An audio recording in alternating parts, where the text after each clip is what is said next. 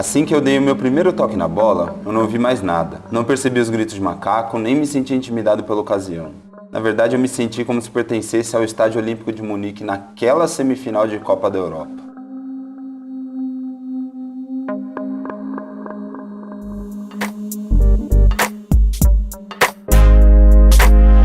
O trecho que você acaba de ouvir é parte do livro 61 Minutos em Munique, a história do primeiro jogador negro do Liverpool FC. É uma autobiografia de Howard Gale, em que ele conta a trajetória dele no futebol. Nós traduzimos e interpretamos aqui o capítulo que trata de uma semifinal da Copa da Europa de 1981, entre o Liverpool e o Bayern de Munique. É uma história ao mesmo tempo de conquista e frustração, de resistência ao racismo, de momentos doces e amargos. Tudo isso é o próprio Gale quem explica. Aquele outubro de 1980 foi um mês atribulado para o time do Liverpool. Nós jogamos 8 partidas. Eu não fui usado no campeonato inglês, mas consegui ficar no banco de reservas naquelas oitavas de final da Copa Europa, contra o Aberdeen. Eu sei que é clichê, mas tem algo diferente nas partidas noturnas, especialmente com as luzes de um estádio como o Anfield, lotado com aquela torcida mágica. O treinador do Aberdeen era Alex Ferguson. Ele tinha feito muito barulho antes dos jogos, mas Bob Paisley, nosso técnico, não costumava cair nesse jogo. No fim, o Liverpool passou de fase tranquilo, foi com 5-0 no agregado, acredita? Nas quartas de final eliminamos facilmente o CSKA Sofia, que era o campeão da Bulgária. Então veio a semifinal contra o grande Bayern de Munique. Eu estava na arquibancada durante aquela primeira partida, e não dá pra negar, o Bayern era realmente um time melhor. Mesmo jogando em casa, o Liverpool ficou sem ideias. Eles tinham uma defesa muito bem organizada, o empate por 0-0 foi justo. Na saída, quando me espremi pelos portões, com as mãos nos bolsos, nem por um segundo eu imaginei que estaria em campo no jogo de volta, semanas depois. As chances de eu jogar em Munique eram bem pequenas. Eu ainda não tinha sido muito testado, só tinha meia hora de experiência como profissional.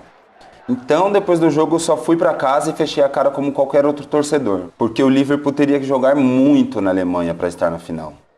Dias antes do segundo jogo, eu fiz 3 gols em uma partida dos reservas. Na segunda-feira, quando cheguei no centro de treinamento, vi a surpresa. Era para eu arrumar as malas porque viajaria para Munique. E nem me passava pela cabeça estar naquele jogo. Eu não conseguia acreditar. Seria uma experiência maravilhosa. Aos 22 anos, viajar para outro país pela primeira vez com o Liverpool, e justamente para um jogo daquele tamanho. Se a história não fosse comigo, eu nem acreditaria.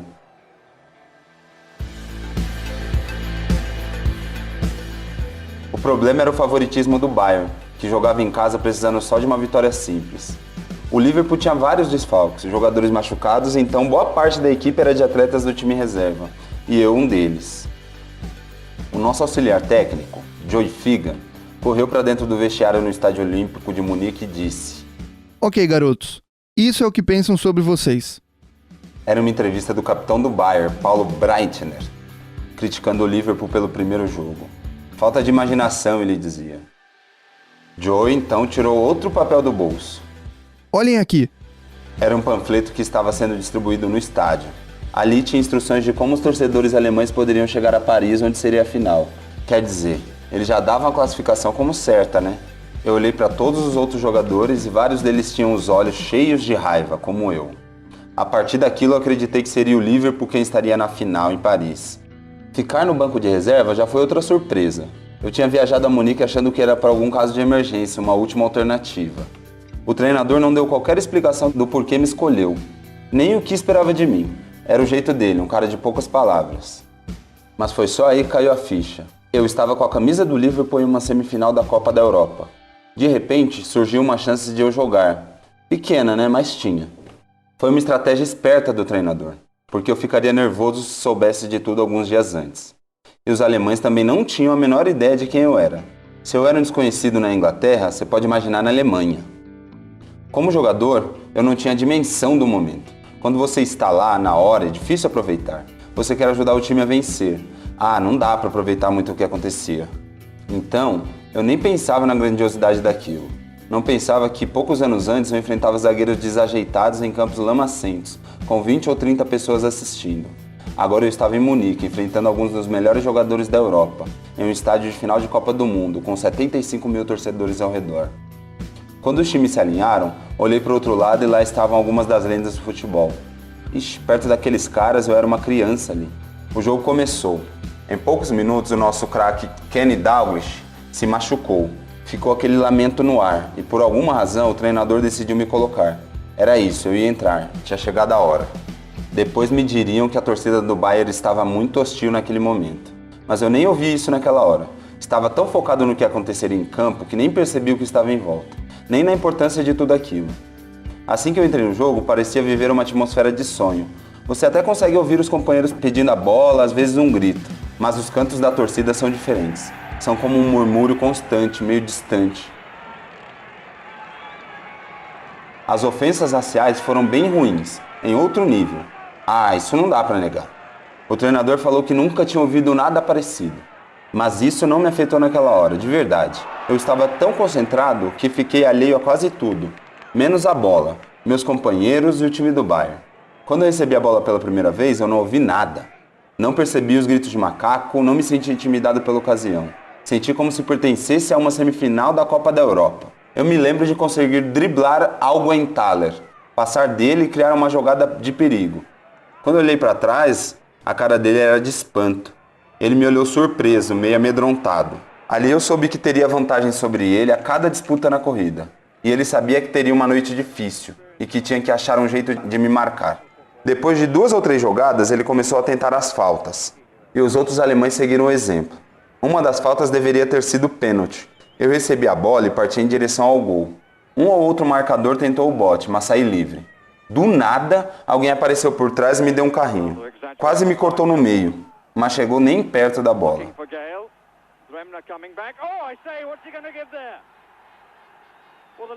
Foi o pênalti mais claro que eu já vi, uma decisão fácil.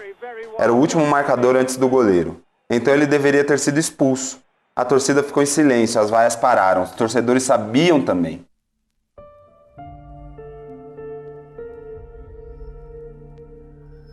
Mas o árbitro apontou o tiro de meta. Era o senhor Garrido da Silva, de Portugal. Ele tinha ficado para trás porque a jogada tinha sido rápida, então estava um pouco longe, mas não tinha nada impedindo sua visão. Até hoje eu vejo o replay e ainda fico chocado.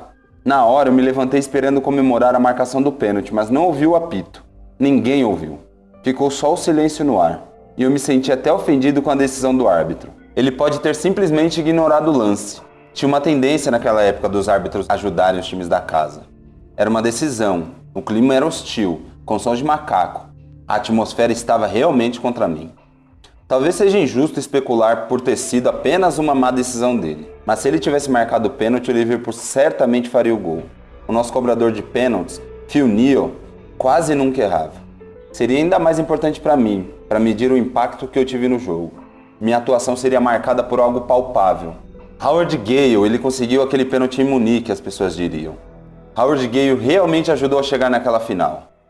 Até ali, eu não era ninguém. Ninguém fora do clube sabia sequer a minha idade. Comentaristas disseram que eu tinha apenas 19 anos, mas na verdade eu já tinha 22. O erro serve até para mostrar como eu era desconhecido. Agora imagina se aquele pênalti tivesse sido marcado. Mesmo depois do lance, eu me sentia à vontade. Podia sentir o medo dos alemães toda vez que eu recebia a bola. Estava realmente confiante e queria muito ajudar o Liverpool. Mas tudo mudou no primeiro minuto do segundo tempo. Meu otimismo sumiu quando eu tomei um cartão amarelo por falta bem discutível. Boba até. De novo, se você ver os replays, vai concordar comigo. Os alemães reclamaram e convenceram o árbitro a fazer algo. Receber aquele cartão foi muito irritante. Muito mesmo. Considerando o tanto de pontapés que eu já tinha levado e sem ter reagido, simplesmente não era justo. Ok, eu tinha feito a falta, mas precisava do cartão? Eu não acho. Foi minha primeira falta no jogo inteiro. Meu marcador, Augenthaler, fez um monte de faltas antes de levar o cartão.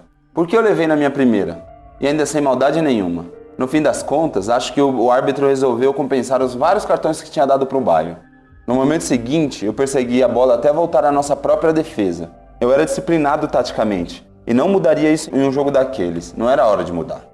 Mas quando a jogada acabou, eu olhei para o nosso banco de reservas e vi o treinador e os assistentes conversando. Depois da conversa veio a substituição. Sai o número 16 e entra o número 12. O número 16 era o meu. Eu fiquei vermelho de raiva, não conseguia acreditar. Menos de 1 minuto tinha passado desde o cartão amarelo. Não tive nem chance de provar que manteria a cabeça fria. Ainda estava 0-0 e a gente sabia que um gol colocaria enorme pressão no Bayern. Eu era o caminho mais direto para o Liverpool até o gol. Mas o treinador sabia que eu estava amarelado num empate a 20 minutos de ir para a prorrogação. Foi esse o raciocínio dele quando explicou a mudança aos jornalistas depois do jogo. A comissão técnica não falava com os jogadores sobre as decisões que tomavam. Então fiquei pensando que tinha feito algo de errado. Alguns companheiros tentaram me cumprimentar enquanto eu corria em direção à linha lateral, mas quase passei direto. Eu estava bufando. O cara que entrou no meu lugar, Jimmy Casey, já tinha vencido 2 Copas da Europa com o Liverpool. Era um jogador fantástico. Inclusive, tinha sido uma surpresa ele não ser o titular. Olhando friamente, a minha saída só me aborreceu pelo momento em que aconteceu, logo depois do cartão. Era um risco chegar na prorrogação com um jogador a menos. Isso eu entendo, mas de certa forma, essa apreensão continuou depois que eu saí. 2 jogadores nossos tinham dores em campo e poderiam se machucar. Um deles, David Johnson, sentiu a coxa minutos depois e perdeu completamente a mobilidade. No final das contas, o Liverpool terminaria o jogo com 10 jogadores e meio. Por sorte ou destino, a lesão seria um detalhe importante no jogo. Johnson era o centroavante, mas não podia correr contra os zagueiros. Então trocou de posição com Ray Kennedy para jogar pelo lado do campo, quase esquecido ali. Eis que justamente Johnson cruzou para Kennedy marcar o gol do Liverpool 10 minutos depois de eu sair. O Bayern chegou a empatar com Rummenigge no finalzinho, mas o Liverpool se classificou. Quando o Kennedy marcou, eu comemorei. No apito final, eu comemorei e voltei a ser um torcedor, sentado no banco de reservas. Mas além da felicidade, eu também estava envergonhado. Eu era o primeiro jogador negro da história do Liverpool, um feito e tanto. Mas logo em seguida virei o jogador substituto a também ser substituído. Munique foi doce e então amarga. No ônibus de volta para o aeroporto, eu tinha mais dúvidas do que otimismo. Joguei bem e dei trabalho a alguns dos melhores defensores do futebol europeu. Mas parecia que o treinador não confiava em mim o suficiente. Deveria ter sido a maior noite da minha vida. Em vez disso, me senti como se tivesse voltado à estaca zero.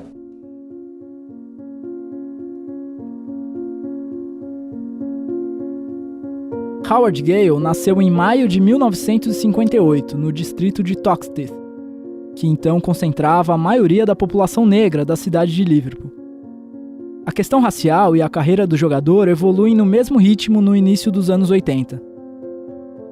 Gale entrou nas categorias de base do Liverpool aos 16 anos e assinou um contrato profissional aos 19. Entrou em campo pela primeira vez em outubro de 1980, sendo o primeiro negro da história do Liverpool.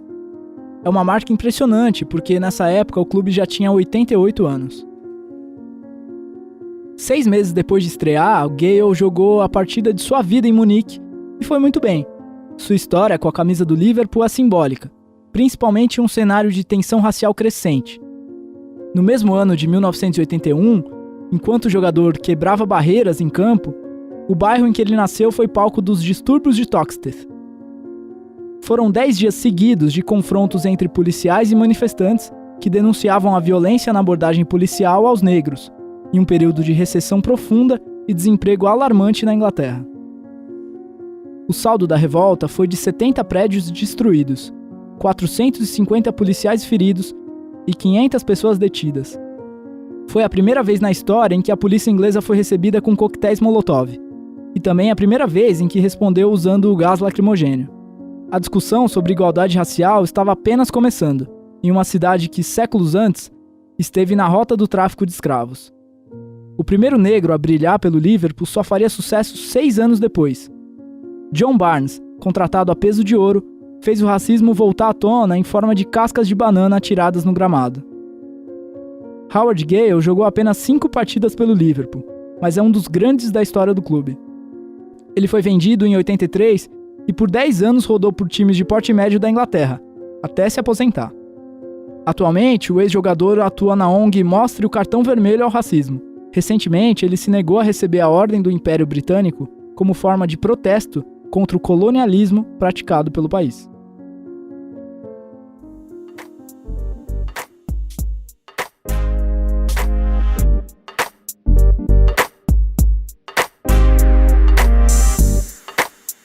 Nós do podcast Acréscimos queríamos aproveitar esses últimos minutos para deixar 3 dicas.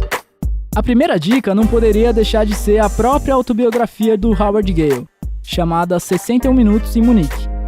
O livro, infelizmente, não tem versão traduzida para a língua portuguesa, mas se você puder ler em inglês, vale muito a pena. A gente deixa o link na descrição desse episódio. Depois de Gale, o primeiro negro a brilhar pelo Liverpool foi John Barnes, que nasceu na Jamaica, mas defendeu a seleção inglesa em 79 partidas. Ele teve que enfrentar o racismo diariamente, e mesmo assim jogou 2 Copas do Mundo, em 1986 e em 90. Barnes conta que recebeu cartas hostis de torcedores do próprio Liverpool, e passou anos sendo alvo de cantos racistas das torcidas adversárias. Nos anos 80, um episódio ganhou as manchetes em um clássico contra o Everton. Alguém atirou uma banana no gramado e Barnes, sem se virar, tirou a fruta de campo de calcanhar. Curiosamente, o gol mais marcante da carreira de Barnes aconteceu no Brasil, no Maracanã, em um amistoso de 84. Ele disparou pelo meio da defesa da seleção brasileira, deixou 5 ou 6 marcadores para trás e fez um golaço. A Inglaterra venceu por 2-0 e a gente deixa um vídeo do gol na descrição desse episódio. E o último dos acréscimos é uma música, Children of the Ghetto, do grupo inglês The Real Thing. Essa música tem uma cadência leve, como você vai notar aqui no fundo, mas não se engane, ela foi um dos hinos que embalaram os distúrbios de Toxteth em 1981. E logo de cara dá para entender o simbolismo. Os primeiros versos dizem que as crianças do gueto estão correndo pela selva de concreto, selvagem e livremente, cheias de miséria.